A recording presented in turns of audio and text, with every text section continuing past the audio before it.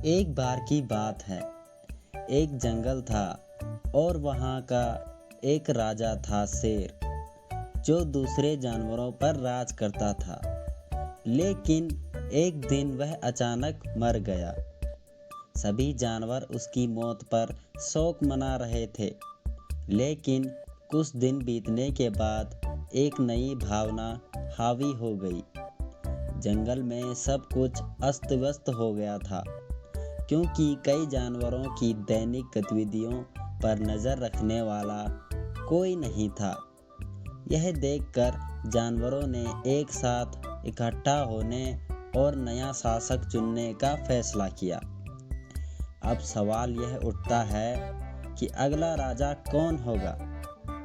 कई घंटों की चर्चा के बाद जानवरों ने निष्कर्ष निकाला कि अगले राजा को चुनने के लिए चुनाव आयोजित किए जाएं। जो लोग इच्छुक होंगे उन्हें 1 महीने में पूरा करने के लिए कुछ कार्य दिए जाएंगे और फिर महीना खत्म होने के बाद सभी लोग उस जानवर को वोट देंगे जो अपना काम सबसे तेजी से और सबसे कुशलता से पूरा करेगा।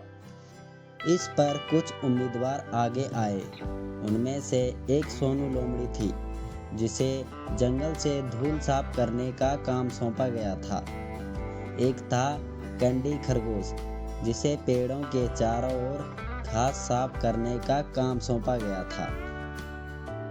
और अंत में कन्नू हाथी को जमीन से पत्थरों से छेद भरने का काम सौंपा गया था। सभी उम्मीदवार लगन से काम पर लग गए और 1 महीना बीत गया। महीने के अंत में सभी जानवर एक बार फिर काम की प्रगति देखने के लिए इकट्ठा हुए। मूल्यांकन करने पर पता चला कि कैंडी और सोनू ने अपना काम सही तरीके से पूरा किया था। इसके विपरीत हाथी कन्नू ऐसा करने में विफल रहा और उसने अपने काम से काफ़ी पहले ही इस्तीफा दे दिया। यह जानने के लिए सभी जानवर मतदान करने के लिए तैयार हो गए। मतदान समाप्त होने के बाद जानवरों ने फिर से वोटों की गिनती की। जैसे ही वोटों की गिनती हुई, परिणामों से पता चला कि कन्नू हाथी को सबसे अधिक वोट मिले थे और इस तरह वह चुनाव जीत गया था। परिणाम जानने के लिए अधिकांश जानवर हैरान हो गए थे। तभी भेड़िया बोला, ऐसे कैसे हो सकता है, जबकि कैंडी और सोनू ने तो पूरी लगन से अपना कार्य पूरा किया था और कन्नू ने तो कुछ भी नहीं किया था।